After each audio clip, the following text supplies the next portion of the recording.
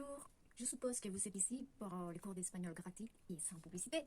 Bon, une petite présentation d'abord. Je serai votre maîtresse.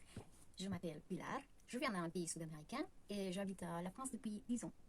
Donc, je parle pas trop bien le français, mais bon, je parle un peu. Et les méthodes que je vais vous apprendre aujourd'hui et dans les prochains cours aussi, c'est en fait de conjuguer des verbes principaux, les verbes les plus utilisés, par exemple manger, courir, sauter, jouer, etc. Et donc, on va le conjuguer dans les trois temps principaux qui sont présents, passé et futur. Mais par contre, je ne vais pas vous apprendre des vocabulaires parce que ça, vous pouvez l'étudier.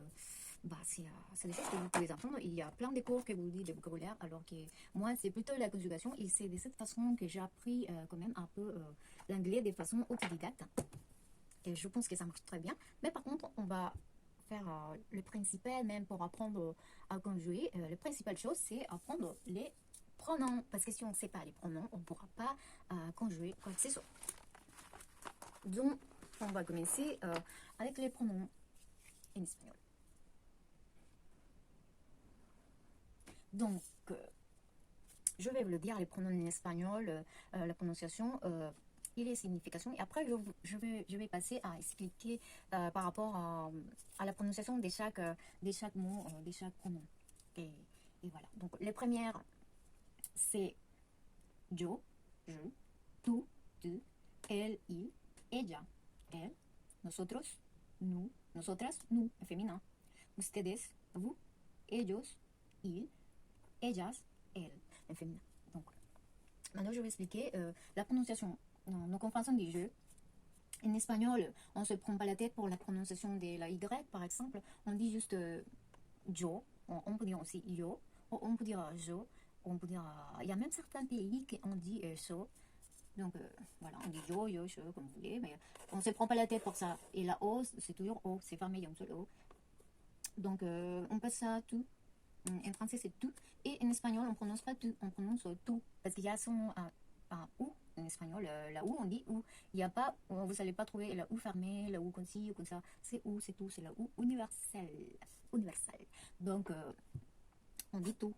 Un exemple, une fois, j'ai dit, on ne regarde pas la pub. Et on s'est moqué de moi. Parce que je n'ai pas dit pub. J'ai dit pub. Et ça se fait pas en français.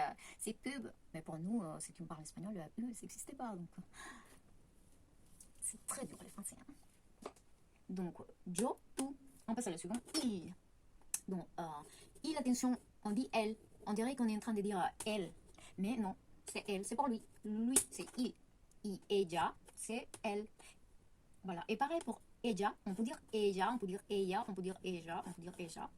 C'est elle. On ne se prend pas la tête pour la prononciation des doubles L. Par contre, on prononce toujours la S à la fin, on prononce la N à la fin.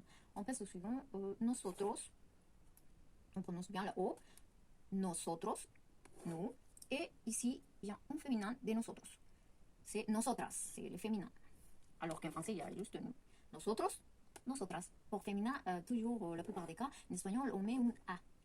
On passe au suivant, ustedes.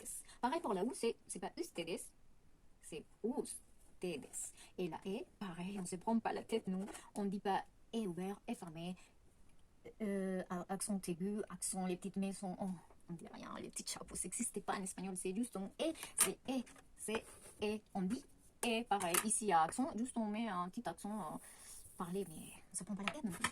Bon, c'est ustedes, ustedes. On prononce la S, on prononce bien la S.